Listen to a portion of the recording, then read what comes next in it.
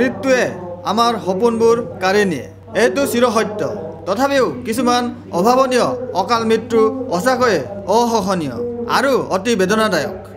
সেয়েহে প্ৰায় প্ৰতি বছৰেই বিশেষকৈ ৰঙালী বিহুৰ সময়ত আমি পথ দুৰ্ঘটনাত এৰুৱাওঁ বহু প্ৰতিভাৱান শিল্পী যোৱা 21 মে 2014 ৰাতিপুৱা ধূপদৰা গোৱালপাৰাত হোৱা এক দুৰ্ভাগ্যজনক পথ দুৰ্ঘটনাত আমি এৰুৱালোঁ 11জনকৈ শিল্পী আৰু সহযোগীক সাংস্কৃতিক ক্ষেত্ৰখনত নিতান্তই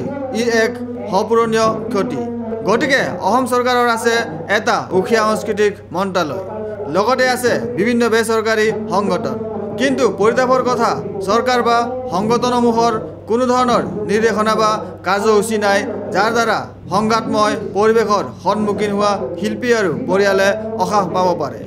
এয়েহে কিছুমান শিল্পী আৰু সাহিত্যিকসকলে মিলি এক নতুন অনুষ্ঠান গ্ৰাছৰুট আৰ্টিষ্ট চলেমন ছ'চাইটিৰ যোগে এক সাংস্কৃতিক সন্ধিয়াৰ আয়োজন কৰিছে গুৱাহাটীৰ শিল্পগ্ৰামত এক সাংস্কৃতিক শ্ৰদ্ধাঞ্জলি অনুষ্ঠান নামেৰে এই অনুষ্ঠানখন অনুষ্ঠিত কৰা হ'ব 28 ছেপ্টেম্বৰত আৰু এই অনুষ্ঠানত যি ধন সংগ্ৰহ হ'ব সকলো ধনেই ভগাই দিয়া হ'ব সেই 11জনীয়া শিল্পীৰ পৰিয়ালবৰ্গলৈ আজি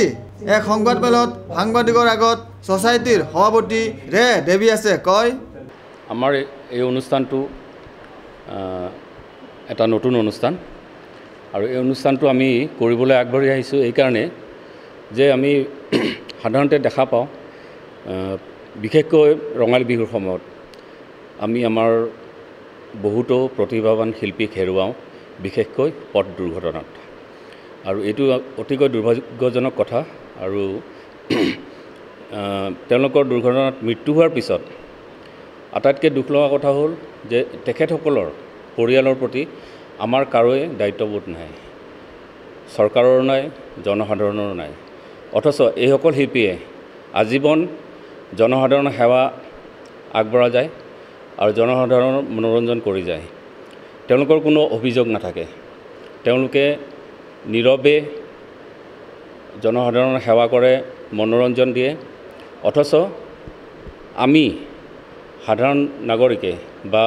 চৰকাৰে বা বিভিন্ন দল সংগঠনে তেখেতসকলৰ দুৰ্দশাপূৰ্ণ সময়ত উভতি নাচাওঁ সেয়েহে আমি কিছুমান শিল্পী আৰু সাহিত্যিক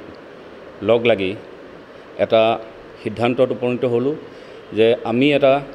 অৰ্গেনাইজেশ্যন কৰিব লাগে যিয়ে অন্তত শিল্পী সাহিত্যিকসকলৰ দুখ দুৰ্দশাৰ দিনত যাতে তেওঁলোকৰ ওচৰত থিয় হ'ব পাৰোঁ কিছু সহায়ৰ হাত আগবঢ়াব পাৰোঁ এই অনুষ্ঠানটো আমি শিল্পীসকলৰ প্ৰতি শ্ৰদ্ধাঞ্জলি আৰু অনুষ্ঠানটোৰ জৰিয়তে যিখিনি আমি ধন সংগ্ৰহ কৰিম সেইখিনি গোটেইকেইটা পৰিয়ালকে আমি সমানে